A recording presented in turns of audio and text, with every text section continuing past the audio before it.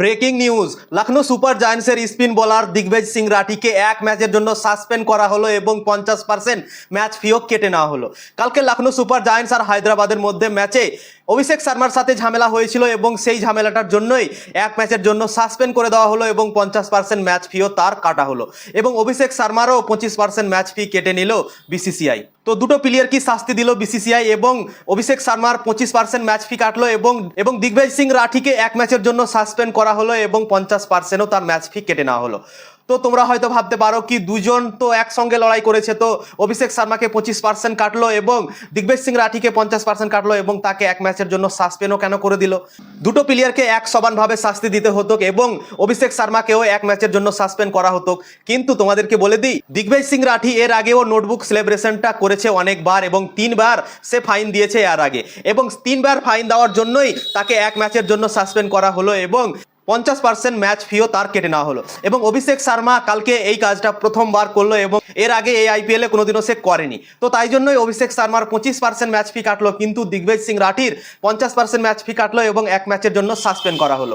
সে এর আগে 3বার ফাইন দিয়েছে, 25% করে 30% করে দিয়েছে ফাইন, তাই জন্যই তাকে এক ম্যাচের জন্য সাসপেন্ড করা হলো। কেননা একই ভুল বারবার সে করছে।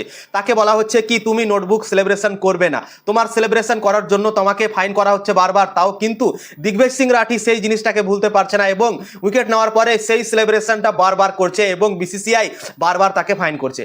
কিন্তু এই সেলিব্রেশনটা অনেক এগিয়ে গেছে তার এবং প্রায় 4বার মতো হয়ে গেল, তাই জন্যই তাকে এক ম্যাচের জন্য সাসপেন্ড করলো বিসিসিআই এবং 50% তার ম্যাচ ফি কেটে নিল। কালকে তো তোমরা দেখলে মাঠের মধ্যে কত ঝামেলা হয়েছিল অভিষেক শর্মা আর দিগ্বিজয় সিং রাঠির মধ্যে, প্রায় দুজন একে অপরের সঙ্গে ভিড়ে গিয়েছিল। তো সবগুলো প্লেয়ার এসে দুজন কি থেমেছিল এবং মনে হচ্ছিল গৌতম গম্ভীর আর বিরাট কোহলির মধ্যে যে ঝামেলাটা হয়েছিল না, সেই রকমই কাহিনী কালকের ম্যাচে আমরা দেখতে পেলাম। গৌতম গম্ভীর আর বিরাট কোহলি একবারে একে অপরের সঙ্গে ভিড়ে গিয়েছিল এবং দুজনকে মাঠের মধ্যে যত প্লেয়ার ছিল প্রত্যেকটা প্লেয়ার গৌতম গম্ভীর আর বিরাট কোহলিকে থামিয়েছিল, তোমাদের তো মনে আছে। এবং কালকেও একই কাহিনী হয়েছে, দিগ্বিজয় রাঠি এবং অভিষেক শর্মাকে সবগুলো প্লেয়ার এসে থামে দুদিক থেকে এবং এই ঝগড়াটাকে থামায়।